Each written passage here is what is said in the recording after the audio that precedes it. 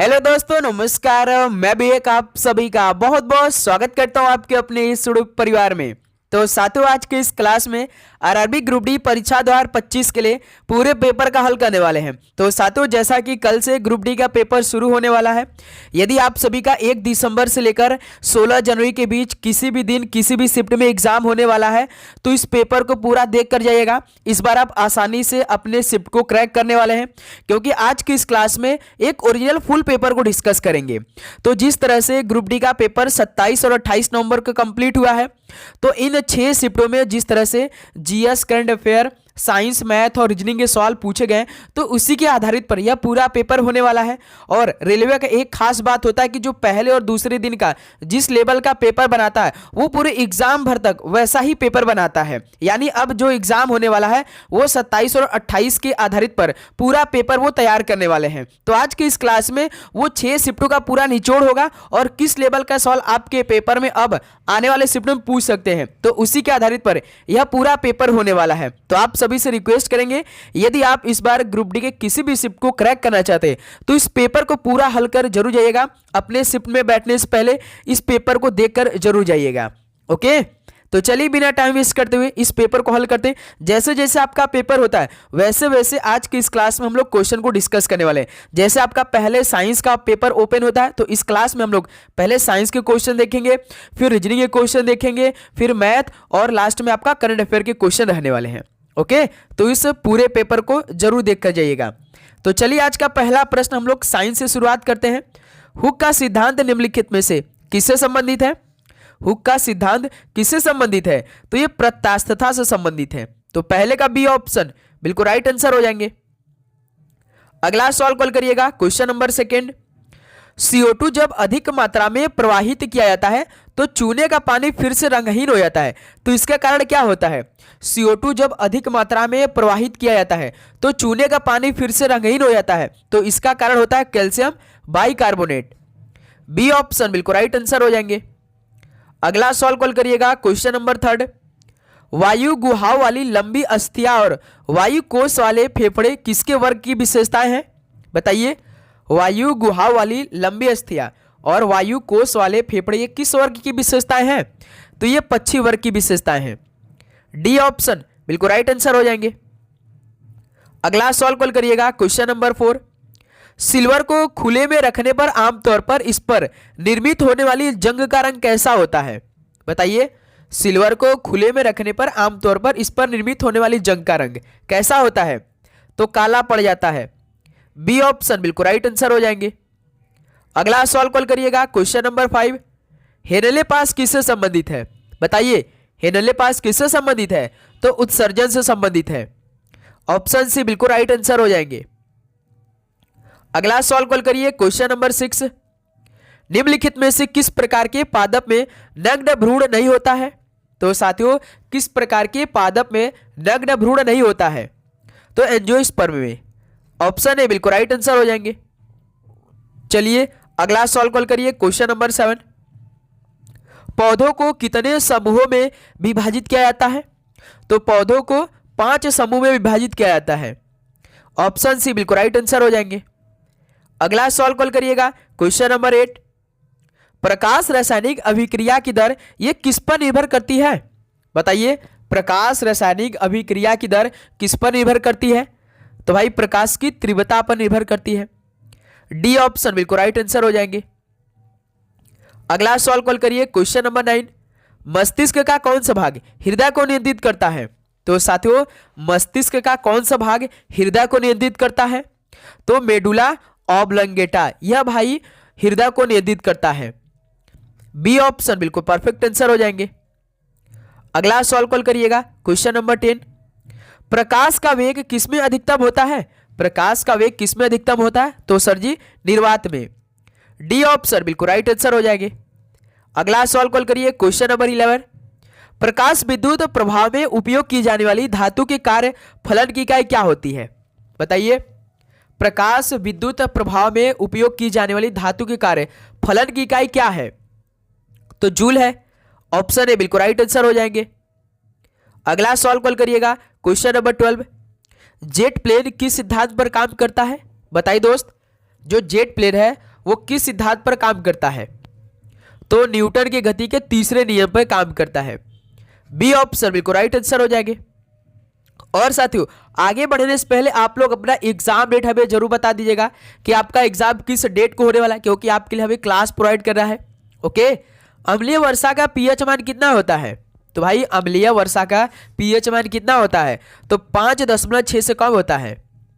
Option A बिल्कुल right answer हो जाएंगे।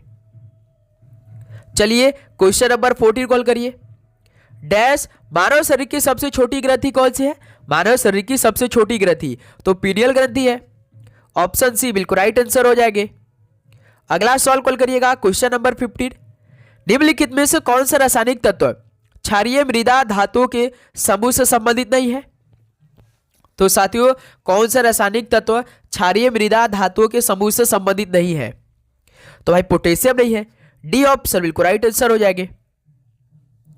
अगला सवाल कॉल करिए क्वेश्चन नंबर 16। अमीनो अम्ल किसके निर्माण खंड है? तो सर जी अमीनो अम्ल तो प्रोटीन के निर्माण खंड है। डी ऑप्शन बिल्कुल राइट आंसर हो जाएंगे। चलिए अगला सवाल कॉल करिएगा क्वेश्चन नंबर 17। सबसे बड़ी श्वेत रक्त कणिका क्या कहलाती है? तो भाई सबसे बड़ी श्वेत रक्त कणिका क्या कहलाती है? तो मोनोसाइट कहलाती है। ऑप्शन सी बिल्कुल राइट आंसर हो जाएंगे। चलिए दोस्त अगला सवाल कॉल करिएगा क्वेश्चन नंबर 18। निम्नलिखित में से कौन सा प्रकाश बल्ब में सबसे सामान्य तौर पर पाया जाने वाला एक अक्रिय गैस है? बताइए प्रकाश बल्ब में सबसे सामान्य तौर पर पाया जाने वाला एक अक्रिय गैस कौन सा है? तो भाई ऑर्गन है। बी ऑप्शन बिल्कुल राइट आंसर हो जाएंगे। चलिए क्वेश्चन नंबर 19 को हल करते हैं। एमीटर परिपथ के साथ किसमें जुड़ा होता है? तो भाई एमीटर परिपथ के साथ ही किसमें जुड़ा रहता है? तो भाई श्रेणी क्रम में जुड़ा होता है। बी ऑप्शन बिल्कुल राइट आंसर हो जाएंगे। अगला सवाल कॉल करिएगा क्वेश्चन नंबर 20।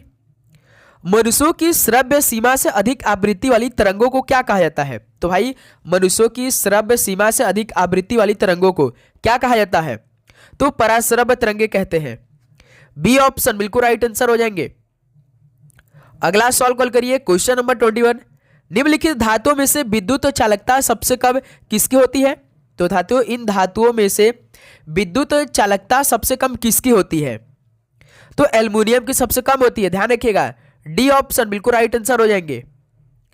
अगला सवाल कॉल करिए क्वेश्चन नंबर 22। विद्युत चालकत्व की इकाई इकाई क्या होती है? बताइए विद्युत चालकत्व की एसआई इकाई क्या होती है? तो सीमेंस होती है, ध्यान रखिएगा भाई। विद्युत चालकत्व की जो एसआई इकाई होती है वो सीमेंस होती है। बी ऑप्शन बिल्कुल राइट आंसर हो जाएंगे। अगला सवाल कॉल करिए क्वेश्चन नंबर 23। फटे हुए दूध में कौन सा अम्ल उपस्थित होता है? फटे हुए दूध में कौन सा अम्ल रहता है? तो लैक्टिक अम्ल रहता है। डी ऑप्शन बिल्कुल राइट आंसर हो जाएंगे। अगला सवाल कॉल करिए क्वेश्चन नंबर 24। रक्त किसकी उपस्थिति के कारण लाल रंग का होता है? बताइए जरा, रक्त की उपस्थिति के कारण लाल रंग का होता है, यानी भाई रक्त में क्या उपस्थित होता है कि जो लाल रंग होता है उसका कलर? तो हीमोग्लोबिन के कारण। डी ऑप्शन बिल्कुल राइट आंसर हो जाएंगे। अगला सवाल कॉल करिएगा क्वेश्चन नंबर 25। वृद्धि हार्मोन किस ग्रंथि द्वारा स्रावित होता है? तो साथियों वृद्धि हार्मोन किस ग्रंथि द्वारा स्रावित होता है? तो पीयूष ग्रंथि द्वारा। बी ऑप्शन बिल्कुल राइट आंसर हो जाएंगे। अगला सवाल कॉल करिएगा क्वेश्चन नंबर 26। निम्नलिखित में से कौन सा एक पादप हार्मोन है? तो साथियों इनमें से कौन सा एक पादप हार्मोन है? तो भाई साइटोकाइनिन है। डी ऑप्शन बिल्कुल राइट आंसर हो जाएंगे। अगला सवाल कॉल करिए क्वेश्चन नंबर 27। लार में युक्त पाचक एंजाइम लार एमाइलेज से किसका पाचन शुरू होता है? बताइए दोस्त, लार में युक्त पाचक एंजाइम लार एमाइलेज से किसका पाचन शुरू हो जाता है? तो कार्बोहाइड्रेट का, याद रखिएगा। ऑप्शन ए बिल्कुल राइट आंसर हो जाएंगे। चलिए क्वेश्चन नंबर 28 को हल करिए। पेरिस ओलंपिक 2024 में भारत ने किस टीम को हराकर कांस्य पदक जीता था? बताइए, इंपॉर्टेंट सवाल है भाई, इसलिए हम करा रहे हैं। बताइए पेरिस ओलंपिक 2024 में भारत ने किस टीम को हराकर कांस्य पदक जीता था? तो स्पेन को हराकर जीता था। ऑप्शन सी बिल्कुल राइट आंसर हो जाएंगे। चलिए क्वेश्चन नंबर 29 को हल करिए। पेरिस पैरा ओलंपिक में भारत के लिए 7वां व 29वां तथा अंतिम पदक किसने जीता था? बताइए भाई, पेरिस पैरालंपिक में भारत के लिए 7वां व 29वां तथा अंतिम पदक किसने जीता था? तो नवदीप सिंह ने। बी ऑप्शन बिल्कुल राइट आंसर हो जाएंगे। चलिए क्वेश्चन नंबर 30 को हल करिए। पुरुष टी20 वर्ल्ड कप 2024 का कौन सा संस्करण खेला गया था? बताइए, पुरुष टी20 वर्ल्ड कप 2024 का कौन सा संस्करण खेला गया था? तो भाई याद रखेगा, 9वां संस्करण खेला गया था। ऑप्शन सी बिल्कुल राइट आंसर हो जाएंगे। और यदि पूछ देगा कि 9वें संस्करण में कितने टीम खेली थी, तो टोटल 20 टीमें थी, याद रखिएगा। चलिए अगला सवाल कॉल करिए। Question number 31। 18वां इंडियन प्रीमियर लीग 2025 के फाइनल मैच में मैन ऑफ द मैच का खिताब किसने जीता था? बताइए, जो 2025 में 18 नंबर का आईपीएल हुआ था, तो फाइनल मैच में मैन ऑफ द मैच का खिताब किसने जीता था? कमेंट करके बताइए सवाल का राइट आंसर क्या होगा। तुरंत बताइए किसको मिला था मैन ऑफ द मैच? तो कुणाल पांड्या को मिला था। तो फाइनल भी आरसीबी ने जीता था, याद रखेगा। सी ऑप्शन बिल्कुल राइट आंसर हो जाएंगे। चलिए क्वेश्चन नंबर 32 को हल करिए। महिला एशिया कप 2024 की विजेता टीम कौन सी थी? महिला एशिया कप 2024 की विजेता टीम कौन सी थी? तो भाई याद रखिए, श्रीलंका देश थी, भारत को हराकर जीते थे। डी ऑप्शन बिल्कुल राइट आंसर हो जाएंगे। अगला सवाल कॉल करिए। Question number 33। 39वां राष्ट्रीय खेल 2027 किस राज्य में आयोजित किया जाएगा? तो साथियों, 39वां राष्ट्रीय खेल 2027 किस राज्य में होने वाला है? तो दोस्त याद रखिएगा, मेघालय राज्य में होने वाला है 2027 वाला 39वां राष्ट्रीय खेल। ओके, चलिए क्वेश्चन नंबर 34 को हल करिए। खो खो विश्व कप 2025 का मैच किस स्टेडियम में खेला गया था? बताइए दोस्त, खो खो विश्व कप 2025 का मैच किस स्टेडियम में खेला गया था? इसमें भारत ने जीता था भाई, याद रखेगा। तो हुआ था इंदिरा गांधी इंडोर स्टेडियम, नई दिल्ली में। बी ऑप्शन बिल्कुल राइट आंसर हो जाएंगे। ओके, चलिए अगला सवाल कॉल करिए। Question number 35। फीफा विश्व कप 2026 का आयोजन कहाँ किया जाएगा? फीफा विश्व कप 2026 का आयोजन कहाँ पर किया जाएगा? तो भाई याद रखिएगा, यूएसए, कनाडा और मैक्सिको में। ऑप्शन सी बिल्कुल राइट आंसर हो जाएंगे। अगला सवाल कॉल करिएगा। Question number 36। निम्नलिखित में से किस देश ने भारत को हराकर अंडर 19 एशिया कप क्रिकेट 2024 जीता था? यह भी सवाल इंपॉर्टेंट होने वाला है भाई। बताइए, किस देश ने भारत को हराकर अंडर 19 एशिया कप क्रिकेट 2024 जीत लिया था? तो बांग्लादेश ने हराकर। ऑप्शन सी बिल्कुल राइट आंसर हो जाएंगे। अगला सवाल कॉल करिए। Question number 37। वर्ष 2025 में पद्मश्री पुरस्कार कितने लोगों को प्रदान किया गया था? वर्ष 2025 में पद्मश्री पुरस्कार कितने लोगों को प्रदान किया गया था? तो 113 लोगों को। बी ऑप्शन बिल्कुल राइट आंसर हो जाएंगे। चलिए अगला सवाल कॉल करिए। Question number 38। भारतीय film All We Imagine as Light ने कौन सा अवार्ड जीता था? बताइए, ये 2025 का अवार्ड होने वाला है, जो भारतीय film All We Imagine as Light जो अवार्ड जीता था। तो कौन सा अवार्ड भाई? तो ग्रैंड प्रिक्स अवार्ड जीते थे। डी ऑप्शन बिल्कुल राइट आंसर हो जाएंगे। चलिए दोस्त अगला सवाल कॉल करिए। Question number 39। हाल ही में लाल कृष्ण आडवाणी को किस नंबर का भारत रत्न से नवाजा गया है? बताइए, हाल ही में लाल कृष्ण आडवाणी को किस नंबर का भारत रत्न से नवाजा गया है? तो 50वें नंबर का।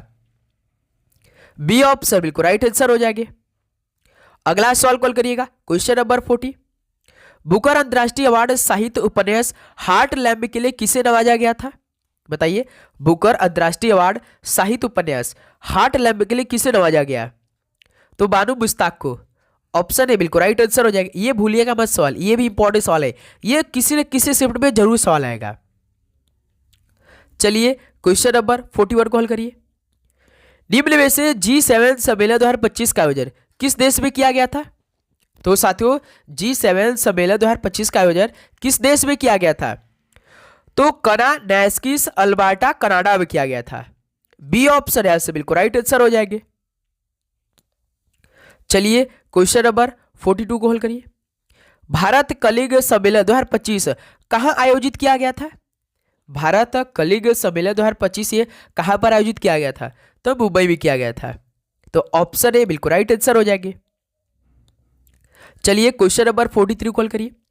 भारत को $5 ट्रिलियन की अर्थव्यवस्था बनाने का लक्ष्य किस वर्ष में रखा गया था? बताइए, भारत को $5 ट्रिलियन की अर्थव्यवस्था बनाने का लक्ष्य कौन सा वर्ष रखा गया था? तो भाई 2025 ही रखा गया था। एक महीने बाद यह 2025 खत्म हो जाएगा, क्योंकि कल से दिसंबर का महीना शुरू हो रहा है। याद रखिएगा, साल का आखिरी महीना होने वाला है।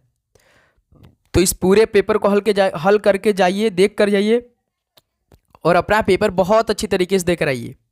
ओके, चलिए क्वेश्चन नंबर 44 को हल करिए। पद्म पाड़ी लाइफ टाइम अचीवमेंट अवार्ड 2025 किसे प्रदान किया गया? बताइए, पद्म पाड़ी लाइफ टाइम अचीवमेंट अवार्ड 2025 किसे प्रदान किया गया? तो साई पराजपे को किया गया था। ऑप्शन ए बिल्कुल राइट आंसर हो जाएंगे। क्वेश्चन नंबर 45 को हल करिए। पुष्कर कुंभ 2025 का आयोजन किस राज्य में किया गया था? पुष्कर कुंभ 2025 का आयोजन किस राज्य में किया गया था? तो उत्तराखंड में। ऑप्शन से बिल्कुल राइट आंसर हो जाएंगे। चलिए क्वेश्चन नंबर 46 को हल करिए। आईपीएल 2025 में हैट्रिक लेने वाले एकमात्र खिलाड़ी कौन बने थे? तो साथियों, आईपीएल 2025 में हैट्रिक लेने वाले एकमात्र खिलाड़ी कौन बने थे? तो युजवेंद्र चहल बने थे। याद रखिएगा, ऑप्शन सी बिल्कुल राइट आंसर हो जाएंगे। चलिए दोस्त, क्वेश्चन नंबर 47 को हल करिए। तीसरा महिला प्रीमियर लीग 2025 का फाइनल मैच किस स्टेडियम में खेला गया था?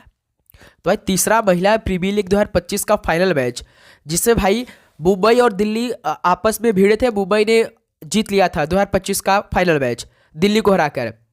तो यह भाई ब्रेबोर्न स्टेडियम में खेला गया था। ऑप्शन सी बिल्कुल राइट आंसर हो जाएंगे। चलिए क्वेश्चन नंबर 48 को हल करिए।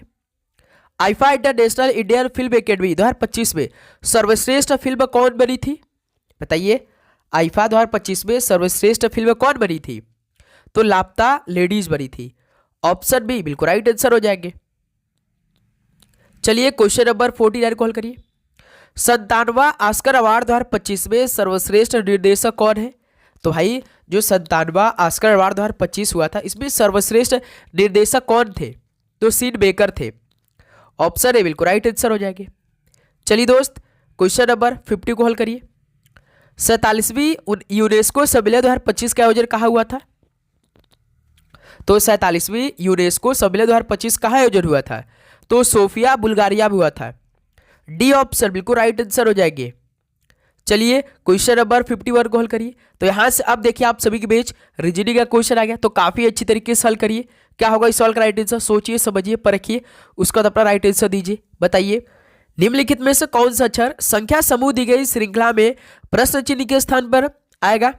यानी भाई इसमें देखिए, अक्षर और नंबर साथ में दिया है, तो हमने आपको तरीका क्या बताया, जब अक्षर और नंबर साथ में दे तो सबसे पहले आप नंबर को हल करिए। 8 से 14, 14 से 20, 20 से 26। यानी भाई इसमें देखिए प्लस 6 कर रहा है। 8 में 6 जोड़ेंगे 14, 14 में 6 जोड़ेंगे 20, 20 में 6 जोड़ देंगे 26। तो इसी प्रकार लास्ट वाले 26 में 6 जोड़ देंगे तो कितना आएगा? 32 आएगा।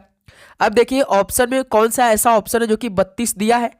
तो एक तो ऑप्शन सी दिया है, एक ऑप्शन डी दिया है। यही दो ऑप्शन है भाई, क्योंकि लास्ट में जो हमारा नंबर को हल करने में 32 आंसर मिल रहा है, तो या तो सी होगा या तो डी होगा, क्योंकि भाई ऑप्शन ए और ऑप्शन बी में नंबर में 32 दिया नहीं है। तो यदि भाई हम पहला अक्षर को चेक कर लेते तो हमें मालूम हो जाएगा, या तो डब्ल्यू आ जाएगा या तो यक्स आ जाएगा। देखिए यस टी यू भी, भाई साहब ये तो मूल आपका अंग्रेजी वर्णमाला दे दिया है। यस के बाद टी, टी के बाद यू, यू के बाद भी के बाद क्या आता है सर जी? डब्ल्यू आता है। यानी डब्ल्यू 32 देखिए किस में भाई? सी ऑप्शन में है। तो यही आपका ऑप्शन सी बिल्कुल राइट आंसर हो जाएंगे। ओके, चलिए अगला सवाल कॉल करिएगा। क्वेश्चन नंबर 52, इस सवाल का राइट आंसर बताइए। दी गई श्रृंखला में प्रश्न चिन्ह के स्थान पे क्या आना चाहिए? बताइए। चलिए जरा इस सवाल का राइट आंसर हल करिए भाई आप लोग, तो फटाफट बताइए। दी गई श्रृंखला में प्रश्न चिन्ह के स्थान पे क्या आना चाहिए?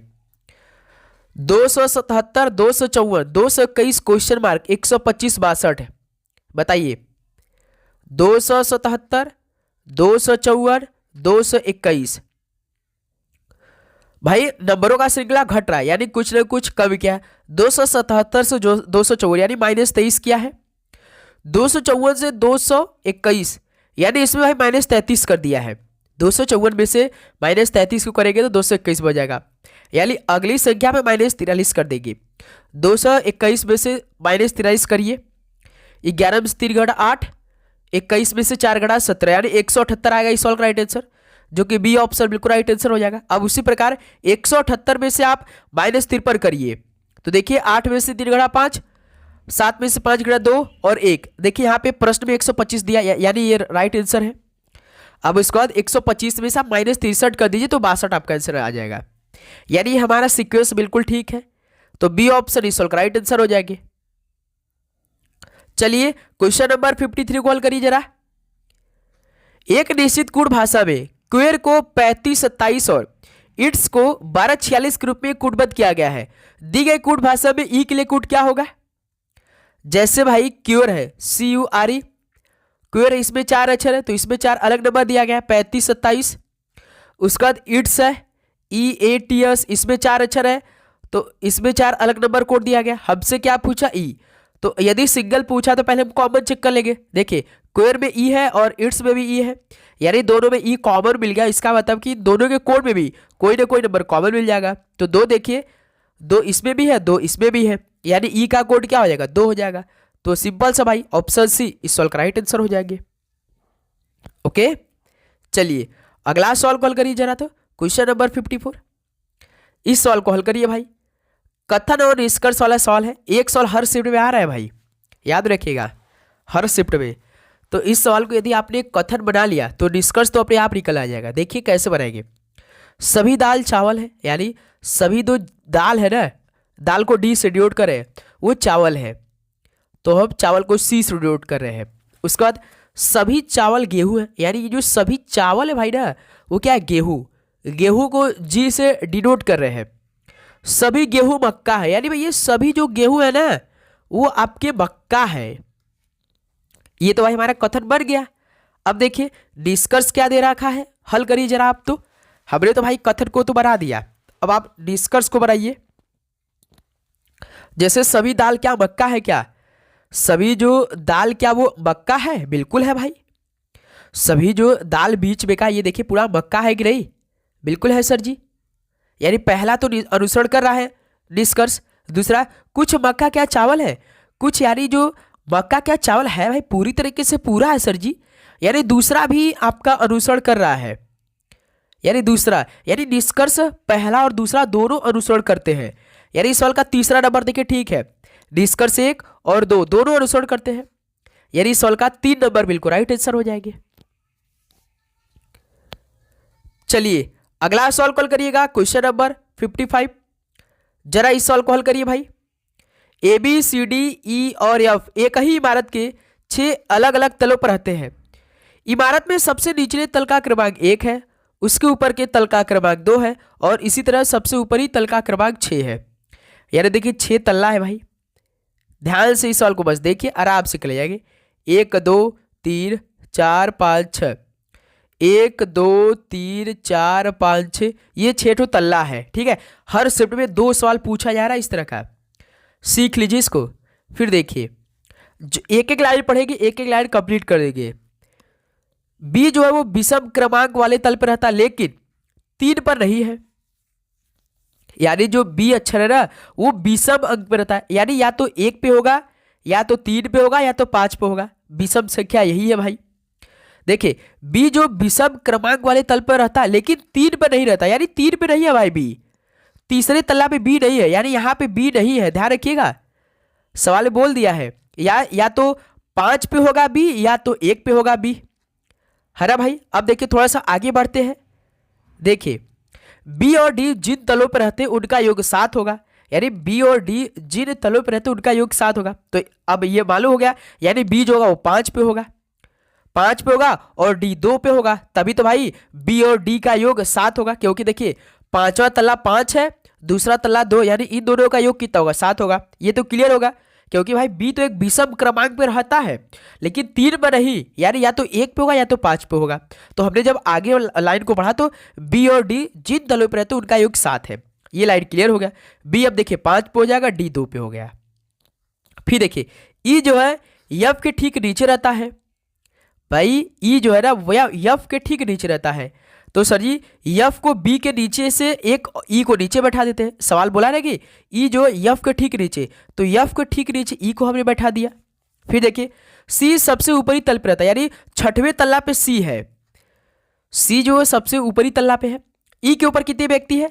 तो ई देखिए यहाँ पे बैठा है, यहाँ पे तो कितने व्यक्ति, 4 व्यक्ति बैठे भाई, 4 व्यक्ति भाई, नहीं 3 व्यक्ति, क्योंकि यहाँ पे तीसरे तल्ला पे ई है, उसके ऊपर एक देखिए कौन कौन बैठा है, एक यफ बैठा है, एक बी बैठा है, एक सी बैठा है, यानी 3 व्यक्ति बैठे केवल। भाई ई के ऊपर कितने व्यक्ति रहते हैं, 3 व्यक्ति, यानी इस सवाल का सी ऑप्शन बिल्कुल राइट आंसर हो जाएगी। भाई इस तरह का सवाल आपके पेपर में पूछे जा रहे हैं, ध्यान रखिएगा। ओके चलिए दोस्त अगला सवाल कॉल करिएगा, क्वेश्चन नंबर 56। यह प्रश्न नीचे दिए गए 5 3 अंकीय संख्याओं पर आधारित है। 307, 485, 194, 237, 937। सवाल क्या पूछा है, यदि सबसे बड़ी संख्या के तीसरे अंक को, सबसे बड़ी संख्या कौन सा भाई, 937 है। यदि सबसे बड़ी संख्या को तीसरे अंक को सबसे छोटी संख्या के पहले अंक से घटाया जाए, यानी सबसे छोटी संख्या कौन है इस भाई, 194 है। सवाल बोला है कि सबसे छोटी संख्या के पहले अंक से सबसे बड़ी संख्या के तीसरे अंक को घटाए, यानी एक में से आपको 7 को घटा रहा है, यानी कितना आएगा हमारे 6 आ जाएगा, यानी इस सवाल का डी ऑप्शन परफेक्ट आंसर हो जाएगा। समझ में आया कैसे सवाल, देखिए सवाल क्या बोला था, सवाल देखिए पढ़िए, सवाल ध्यान से पढ़िए, देखिए देखिए यदि सबसे बड़ी संख्या के तीसरे अंक को, सबसे बड़ी संख्या देखिए इसमें 937 है, यदि सबसे बड़ी संख्या के तीसरे अंक को, यदि सबसे बड़ी संख्या कौन है, तीसरा अंक 7 ही है ना भाई, इसको सबसे छोटी संख्या के पहले अंक से घटाया है, यानी जो इसमें सबसे छोटी 3 अंक वाला संख्या है उसमें का जो पहला अंक उसमें से आपको घटा रहा है 7 को, तो सबसे छोटी संख्या 194 है भाई, तो इस 194 के पहले अंक में से आपको 7 को घटाया, यानी एक में से 7 को घटा रहा है, तो कितना होगा भाई, 6 होगा ना, तो डी ऑप्शन इस सवाल का राइट आंसर हो जाएगी। चलिए अगला सवाल कॉल करिए, क्वेश्चन नंबर 57।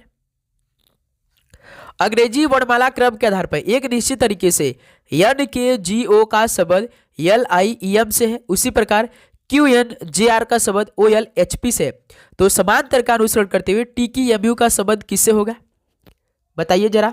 चलिए हल करिए, बनाइए भाई। भाई इस टाइम थोड़ा सा फीवर आ गया तो मैनेज करिएगा भाई, लेकिन पूरी तरीके से मेहनत हो रही है, ठीक है। देखिए रिलेशन बनाइए पहले,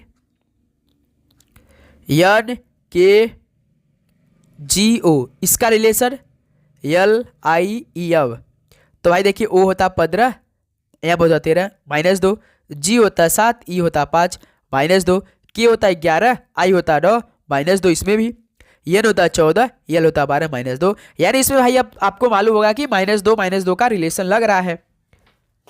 तो पूछा क्या भाई हमसे, टी क्यू एम पूछा है,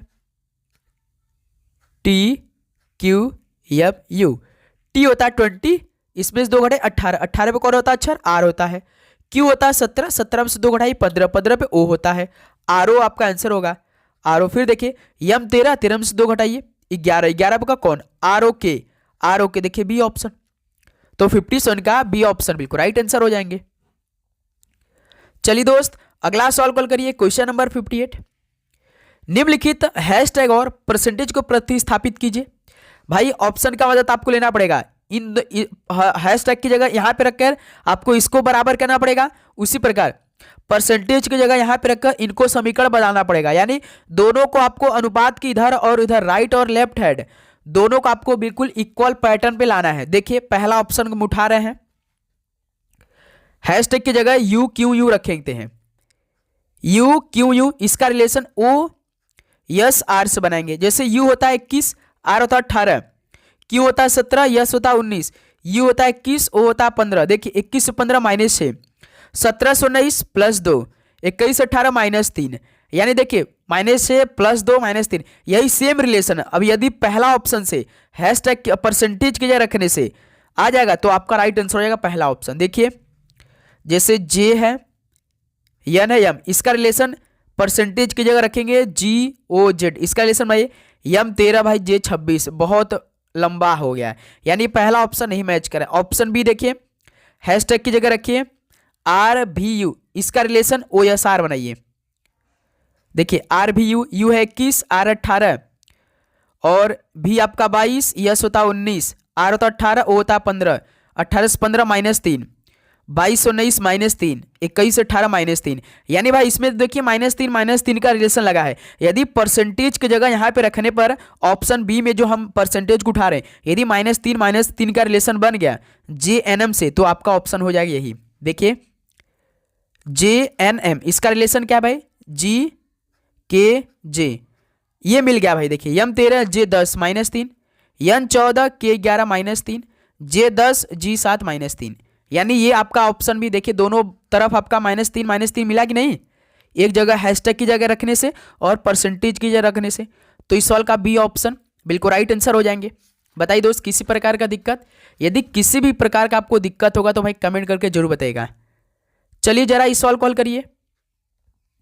ABCDEF और G एक गोल मेज के परितः केंद्र की ओर अभिमुख होकर बैठे हैं। बिल्कुल, अब देखिए 7 वाला तो बॉक्स पेपर पीछा छोड़ नहीं रहा है।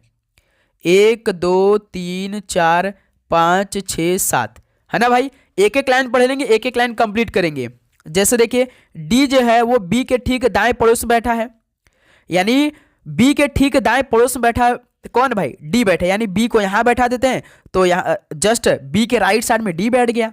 फिर देखिए डी के बाएं से गिने पर डी और ई के बीच में केवल 3 व्यक्ति बैठे, यानी डी के बाएं से तो कहां पर बैठाया जाए भाई, 3 व्यक्ति बैठेंगे डी और ई के बीच में। तो यहां पर देखिए भाई आपको मालूम है, जैसे डी को हम यहाँ पे बैठा रहे हैं, डी यहाँ बैठा है, तो यदि हम इसका डी का राइट देखें तो इधर हो जाएगा, लेफ्ट देखेंगे इधर होगा। राइट मतलब दायां होता है, लेफ्ट मतलब बायां होता है। यानी सवाल बोला था ना कि देखिए कि डी के बाएं से गिने पर, देखिए पहले पे डी के बाएं पे बी बैठ गया है, दूसरा का यहाँ पे, तीसरा का यहाँ पे, यानी भाई ई को भाई कहाँ बैठा देंगे, 3 व्यक्ति, यानी ई को मेरे दोस्त ई को हमें यहां बैठाना पड़ेगा। तभी देखिए डी और ई के बीच में 3 व्यक्ति बैठेंगे, वो भी डी के बाएं से गिने पर 3 व्यक्ति। देखिए 1 2 एक ऑलरेडी बी बैठा है, ये लाइन क्लियर हो गया। फिर देखिए बी और सी के बीच केवल 3 व्यक्ति बैठे हैं, बी और सी के बीच केवल 3 व्यक्ति बैठे हैं। तो सर जी सी को कहां बैठाया जाए, सी को यहां बैठा दीजिए। देखिए बी यहां है, सी यहां, इधर से देखिए 3 व्यक्ति बैठ जाएंगे, ये लाइन भी क्लियर हो गया। फिर देखिए यफ जो है वो ए के ठीक दाएं पड़ोस में बैठा है, यानी ए के ठीक राइट साइड में यफ बैठा है। तो कहां पर, ए को यहां बैठा दीजिए तो ए के जस्ट राइट साइड किधर होगा, इधर होगा, यफ यहां बैठ जाएगा।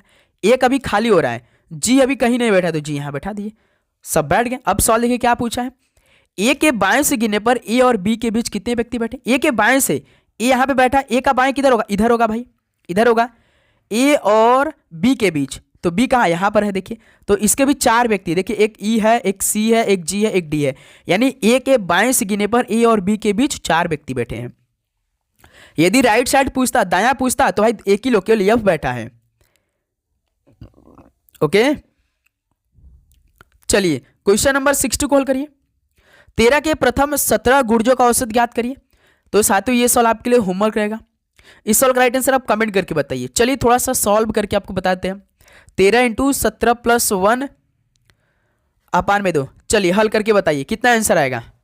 99% सवाल हमने हल कर दिया है। तो साथियों ये पूरी तरीके से आपका पेपर कंप्लीट हो चुका है। इस पेपर को कंप्लीट करके जाइए, देख कर जाइए, तो उम्मीद करूँगा दोस्त आपको हर एक क्वेश्चन बहुत ही शानदार तरीके से समझ में आएंगे। यदि साथियों किसी भी प्रकार का आपको डाउट होगा किसी प्रश्न में तो कमेंट करके जरूर बताइएगा। प्लस आप सभी को एग्जाम के लिए बेस्ट ऑफ लक, आपका पेपर बहुत अच्छा जाए। तो साथियों आप चैनल को जरूर सब्सक्राइब करिएगा। यदि आपको नोटिफिकेशन ऑन नहीं आप किए तो नोटिफिकेशन को भी ऑन करिएगा, क्योंकि जब भी क्लास आएगी तुरंत आपके पास नोटिफिकेशन आएगी। प्लस आप लोग अपना एग्जाम डेट हमें जरूर बता दीजिएगा, क्योंकि आपके लिए क्लास हमें उसी तरह प्रोवाइड करना है। ओके तो चलिए दोस्त इस क्लास को यहीं पर समाप्त करते हैं, मिलते हैं एक और नए क्लास में। आप सभी को जय हिंद, जय भारत, पढ़ाई करते रहिए, ऑल द बेस्ट, धन्यवाद।